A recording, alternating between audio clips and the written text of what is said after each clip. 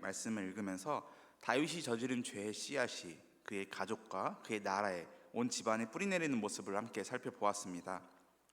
자신의 탐욕으로 인해서 계속해서 거짓말을 하게 되고 죄가 죄를 낳는 모습을 살펴보았죠. 그 죄가 뿌리내려지는 사소한 시작을 경계해야 된다는 말씀을 함께 나눴습니다. 어제 우리가 함께 읽었던 사무엘하 13장의 마지막 부분에서는 이제 다윗이 첫째 아들 암논의 죽음을 받아들이고 압살롬에게 마음을 여는 모습이 나타납니다. 그 모습을 옆에서 본 수르야의 아들 요압은 압살롬을 다시 예루살렘으로 데려오기 위해서 드고아 여인을 동원합니다. 드고아 여인의 이야기를 통해서 자신을 돌아보게 된 다윗은 이 모든 것이 요압이 지시한 것임을 알게 되었고 마음을 누그러뜨리고 압살롬을 다시 예루살렘으로 데려오도록 명하는 모습이 이제 14장에 기록이 되어 있습니다. 하지만 압살롬을 그 즉시 용서하지는 않았습니다. 예루살렘으로 부르긴 하였으나 그와 마주하지 않았기 때문입니다. 그렇게 2년의 시간이 흐른 뒤 다윗은 압살롬을 불러서 그를 용서합니다. 14장의 마지막 절인 33절의 말씀입니다. 요압이 왕께 나아가서 그에게 아뢰매 왕이 압살롬을 부르니 그가 왕께 나아가 그 앞에서 얼굴을 땅에 대어 그에게 절하매 왕이 압살롬과 입을 맞추니라. 자신의 이복형이었던 암논을 죽이고 그 술로 도망가서 산 세월이 3년이고 예루살렘으로 돌아와서 다윗의 얼굴을 보지도 못하고 지낸 세월이 2년, 약 5년이 지나서야 비로소 압살롬은 다윗에게 용서를 받게 되었습니다. 그리고 서로 화해를 하게 되었죠. 그런데 오늘 우리가 함께 읽은 사무엘하 15장 바로 1절에는 압살롬의 수상한 모습이 기록이 되어 있습니다. 1절 말씀입니다. 그 후에 압살롬이 자기를 위하여 병거와 말들을 준비하고 호위병 50명을 그 앞에 세우니라. 이러한 압살롬의 행동은 분명한 의도가 있는 행동이었습니다. 이와 비슷한 모습이 열왕기상에도 기록이 되어 있는데요. 열왕기상 1장 5절의 말씀 제가 읽도록 하겠습니다. 그때 학기스의 아들 아도니아가 스스로 높여서 이르기를 내가 왕이 되리라 하고 자기를 위하여 병거와 기병과 호위병 50명을 준비하니. 열왕기상 1장 5절에는 자신이 왕이 될 것이라고 명백하게 밝힌 아도니아의 모습이 기록되어 있는데 그가 한 행동이 자기를 위하여 병거를 준비하고 기병을 준비하고 호위병 50명을 준비한 것이었습니다. 압살롬과 똑같은 행동을 한 것이죠. 따라서 압살롬이 지금 우리가 방금 읽은 사무엘하 15장 1절에서 병거와 말들을 준비하고 호위병 50명을 그 앞에 세우고 다닌 것은 단순히 자기 과실을 넘어서서 자신이 왕의 후계자라는 것을, 자신이 장차 왕이 될 것이라는 것을 드러내는 행동이었던 것입니다. 이렇게 자신의 위용을 보여주고 또 그에 걸맞은 군사력을 뽐낸 압살롬은 일찍이 일어나 성문 길 옆에 섰습니다. 그리고 왕에게 재판을 청하러 오는 사람들을 붙잡고 이야기를 하기 시작합니다. 압살롬은 다윗 왕에게 그 재판권을 가지고 가봤자 내 송사를 들을 사람이 없을 것이다 라는 말로 이스라엘 백성들을 설득합니다. 그리고 자신이 재판장이 되어줄 것을 이야기하죠. 백성들 입장에서는 고마운 일이었겠죠. 5절과 6절의 말씀입니다. 사람이 가까이 와서 그에게 절하려 하면 압살롬이 손을 펴서 그 사람을 붙들고 그에게 입을 맞추니 이스라엘 무리 중에 왕께 재판을 청하러 오는 자마다 압살롬의 행함이 이와 같아서 이스라엘 사람의 마음을 압살롬이 훔치니라. 아멘. 이렇게 압살롬은 백성들의 재판을, 그 고통을 해결해 준다는 명목하에 환심을 샀습니다. 자신의 특출난 외모로 인기가 있었던 압살롬은 이제는 이상적인 재판장의 모습으로 이스라엘에 있는 대부분의 백성들의 마음을 가져오는 데 성공했습니다. 그런데 성경은 이를 구체적으로 훔쳤다라고 표현을 합니다. 6절 하반절 압살롬이 훔치니라 라고 기록이 되어 있죠. 여기 훔친다라는 표현으로 사용된 히브리어 동사 가나브는 십계명에서 도적질하지 말라라는 말씀에 쓰인 동사와 같은 동사입니다. 따라서 지금 압살롬의 이러한 행동은 십계명에 있는 가르침을 어기는 죄로, 그 죄를 저지르고 있다는 사실을 지금 성경 기자는 우리에게 알려주고 계신 것이죠. 압살롬은 그의 여동생 다말이 암논에게 몹쓸 짓을 당했을 때에도 그 즉시 행동하지 않고 얌전히 때를 기다렸습니다. 그리고 지금 이 상황 속에서도 압살롬은 천천히 때를 기다리고 있습니다. 그리고 마침내 4년의 시간이 흘렀을 때 압살롬은 이제 비로소 행동을 시작합니다. 7절 말씀입니다. 4년 만에 압살롬이 왕께 아뢰되 내가 여호와께 서원한 것이 있사오니 청하건대 내가 헤브론에 가서 그 서원을 이루게 하소서. 압살롬은 자신이 여호와께 서원한 것이 있으니 헤브론에 가서 그 서원을 이루게 해달라고 다윗에게 요청을 하였습니다. 다윗은 압살롬을 크게 의심하지 않고 그의 말대로 하도록 허락해 주었죠. 하지만 압살롬에게는 다른 꿍꿍이가 있었습니다. 10절로 11절의 말씀입니다. 이에 압살롬이 정탐을 이스라엘 모든 지파 가운데 두루 보내 이르기를 너희는 나팔 소리를 듣거든 곧 말하기를 압살롬이 헤브론에서 왕이 되었다 하라 하니라. 그때 청함을 받은 200명이 압살롬과 함께 예루살렘에서부터 헤브론으로 내려갔으니 그들은 압살롬이 꾸민 그 모든 일을 알지 못하고 그저 따라가기만 한 사람들이라. 압살롬이 헤브론에서 왕이 되었다. 즉 지금 압살롬은 반역을 시도하고 있는 것입니다. 헤브론은 다윗이 왕으로 추대받은 장소였으며 압살롬이 태어난 고향이기도 했습니다. 따라서 압살롬에게 도움을 줄 수 있었던 어떤 기반이 있었지 않았는가 추측됩니다. 그리고 그때 200명의 사람을 함께 데리고 갔다고 기록이 되어 있는데요. 그들은 다윗을 섬기던 신하들로 추정이 됩니다. 다윗의 아들인 압살롬이 헤브론에 가서 여호와께 서원하는 것을 행하려 한다 하니까 그냥 동행했던 것이죠. 아무런 의심 없이. 압살롬의 반역에 동참하지 않았을지라도 그들은 압살롬의 그 반역에 연루가 되고 말았습니다. 압살롬이 그들을 자유롭게 풀어줬을 리가 없겠죠.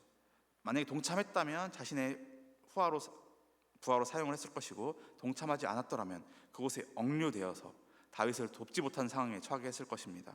다윗에게는 큰 타격이 된 것이죠. 심지어 12절에는 다윗의 모사 길롯 사람 아히도벨도 그 압살롬의 반역에 가담했다는 내용이 기록이 되어 있습니다. 아히도벨은 모략과 계략에 능한 사람이었습니다. 다윗에게는 아주 큰 위협이 될 만한 사람이었죠. 그런 사람이 압살롬의 편에 선 것입니다. 그리고 더 나아가서 많은 백성들이 압살롬의 편에 서기 시작했습니다. 이러한 압살롬의 반역 소식을 들은 다윗은 상황이 너무나 안 좋게 흘러간다는 것을 알았습니다. 그리고 곧바로 도망을 준비합니다. 이제 이스라엘은 둘로 나뉘고 말았습니다. 다윗을 지지하는 무리들과 압살롬을 지지하는 무리들. 17절 이하에는 다윗이 도망하는 길에 만난 여러 사람들의 이야기들이 기록되어 있는데요. 그들 역시도 다윗을 지지하는 자와 다윗을 반대하는 자로 나뉩니다. 그들 무리 중에는 제사장 사독과 아비아달이 있었습니다. 24절의 말씀입니다.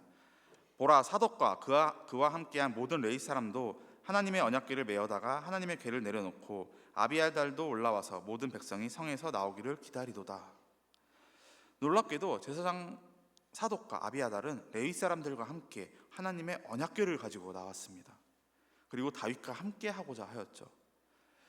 이스라엘 사람들에게 있어서 그리고 이 이스라엘 나라에 있어서 하나님의 언약궤가 가지는 의미가 무엇인지 생각한다면 후계자의 반란으로 인해서 도망하는 왕의 입장에서는 아주 큰 도움이 될 수 있는 일이었습니다. 마치 천군만마를 얻은 것만 같은 느낌이 들었겠죠. 이스라엘 사회의 권력의 기반이라고 할 수 있는, 그리고 그 언약궤가 함께한다는 것은 적법성을 상징하는 것이었기 때문입니다. 그러한 사독과 아비아달 그 모습에 다윗의 반응은 어땠을까요? 25절 상반절 말씀입니다. 왕이 사독에게 이르되 보라, 하나님의 궤를 성읍으로 도로 메어가라. 다윗은 하나님의 언약궤를 메고 온 사독과 아비아달에게 하나님의 언약궤를 도로 메고 돌아갈 것을 이야기합니다. 다윗은 알았던 거죠. 하나님의 그 언약궤가 물리적으로 함께하는 것은 아무런 의미가 없다는 것을요. 우리는 이 사실을 지난번 사무엘상의 말씀을 살펴볼 때 함께 보았습니다. 사무엘상 4장부터 6장까지는 법궤 내러티브가 기록이 되었습니다. 하나님의 법궤에 대한 내용들, 그 내용 기억하시죠? 블레셋과의 전쟁에서 승리하고자 하는 그런 마음 때문에 이스라엘 장로들은 여호와의 법궤를 진중으로 가지고 왔습니다.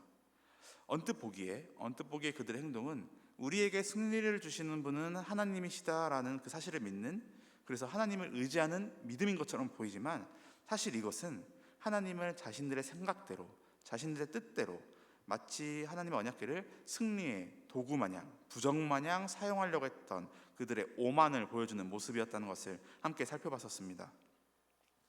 그 결과 이스라엘은 결국 블레셋에게 참패했고 엘리의 두 아들 홈니와 비느하스는 사망했으며 여호와의 궤는 블레셋 손에 넘어가는 정말 끔찍한 일이 일어나고 말았죠. 다윗은 이때 일을 잊지 않았습니다. 하나님은 사람의 기대나 방법에 갇혀 사시는 분이 아니라는 것을 다윗은 알았습니다. 그래서 25절 하반절로 26절까지 다음과 같은 고백을 합니다. 만일 내가 여호와 앞에 은혜를 입으면 도로 나를 인도하사 내게 그 궤와 그 계신 대를 보이시리라. 그러나 그가 이와 같이 말씀하시기를 내가 너를 기뻐하지 아니한다 하시면 종이 여기 있사오니 선히 여기시는 대로 내게 행하시옵소서 하리라. 아멘. 다윗은 자신을 향한 하나님의 인도하심을 믿었습니다. 하나님께서 은혜를 베푸신다면 자신을 다시금 예루살렘으로 돌아올 수 있도록 인도하실 것이요, 만일 자신을 기뻐하지 아니하신다면 무슨 일이든 달게 받겠다 고백한 것이죠. 여호와의 언약궤가 가지는 그 의미를 다윗이 몰랐을 리가 없습니다. 언약궤가 함께한다는, 다윗과 함께한다는 소식이 이스라엘에 퍼지면 압살롬의 반역에 가담했던 자들도 이탈해서 다윗에게 왔을지 모릅니다. 힘의 균형이 다윗에게로 갑자기 쏠렸을지 모르는 일이죠. 그랬더라면 반란 소식을 듣자마자 도망할 수밖에 없었던 그 안타까운 상황을 단숨에 다시 뒤집고 자신의 왕권을 공고히 할 수도 있었을 것입니다. 하지만 다윗은 하나님의 언약궤를 그렇게 사용하려고 하지 않았습니다. 그러한 도구로 사용하려고 하지 않았어요. 하나님의 영광과 주권은 인간에게 얽매이지 않는다는 사실을 분명히 알고 있었던 다윗은 모든 것을 그저 하나님의 선하신 인도하심에 맡겼습니다. 오늘 이 말씀 앞에서 다시 한번 우리의 모습을 되돌아볼 수 있었으면 좋겠습니다.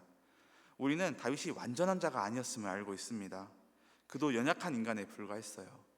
하나님만을 의지하고 또 모든 것을 하나님께 물으며 하나님의 마음에 합한 자라는 평가를 받기도 했었지만, 또한 하나님 앞에서 큰 죄악을 저질러서 그와 그 집안에 재앙이 내리는 모습을 저희는 계속해서 살펴보고 있습니다. 하지만 다윗은 회개하였고 하나님께서는 그러한 다윗의 회개를 받아주셨습니다. 하나님의 은혜로 회복된 다윗은 이 절체절명의 위기 가운데서도 하나님의 주권을 인정하며 하나님의 뜻에 자신을 온전히 맡기는 모습을 우리에게 보여줍니다. 이것은 다윗에게만 해당하는 것이 아니라 이 시간 나에게도 해당되는 것임을 믿으시기를 바랍니다. 우리 모두는 연약합니다. 다윗과 같은 죄를 저지를 때도 있고 어쩌면 다윗보다 더 끔찍한 죄를 저지를 수도 있겠죠. 조금만 어려움이 닥쳐도 감사를 잃고 원망과 불평을 늘어놓는 우리의 모습이 있고, 죄인 것을 알면서도 저지를 때도 있는 그러한 정말 악한 모습이 우리에게는 있습니다. 하지만 그런 우리를 하나님께서는 오래 참으며 기다려주고 계십니다. 회개하고 다시 나아오기를, 그래서 온전히 하나님만을 의지하기를 이 시간에도 기다리고 계십니다. 바라기는 이 은혜를 붙잡고 다시금 주 앞에 나와 회개하고 믿음으로 서는 우리 모두가 될 수 있기를 소망합니다. 그리고 우리를 향하신 하나님의 그 선하신 계획을, 그 선하신 뜻을 신뢰함으로 오직 하나님의 인도하심을 믿으며 살아가기를, 그 인도하심을 따르기를 결심하시는 우리 모든 대전남북의 성도님들 되시기를 소망합니다. 기도하겠습니다. 사랑과 은혜의 하나님, 압살롬의 반역으로 인하여서 도망하는 다윗의 모습을 통하여서 우리의 모습을 다시금 되돌아볼 수 있길 소망합니다. 하나님의 언약궤를 자신을 위한 도구로 사용하지 아니하고 정말 자신을 향하신 하나님의 선하신 뜻을 의지함으로 그 믿음으로 나아갔던 다윗의 모습을 봅니다. 바라기는 그 믿음이 저희 가운데 있길 소망합니다. 정말 우리는 연약하여서 주님 앞에 끔찍한 죄를 저지르기도 하고 넘어지기도 하지만, 그러한 우리를 오래 참으시면서 기다려주시는 그 주님의 은혜를 기억합니다. 정말 우리의 죄를 자복하고 회개함으로 이 시간 주님께 나아가는 저희 모두가 될 수 있길 소망하오니 주님, 저희의 기도를 들어주옵소서. 이 시간 저희와 함께하여 주옵소서. 정말 우리의 삶 가운데 우리를 향하신 그 선하신 계획을 의지하는 믿음이 있길 소망합니다. 우리는 때때로 그 모든 것을 이해할 수 없지만 그마저도 주님의 은혜이심을, 하나님의 은혜이심을 믿고 신뢰함으로 나아갈 수 있길 소망하오니 주님, 저희에게 믿음을 더하여 주옵소서. 저희와 함께하여 주옵소서. 이 모든 것 살아계신 예수님의 이름으로 기도드립니다. 아멘.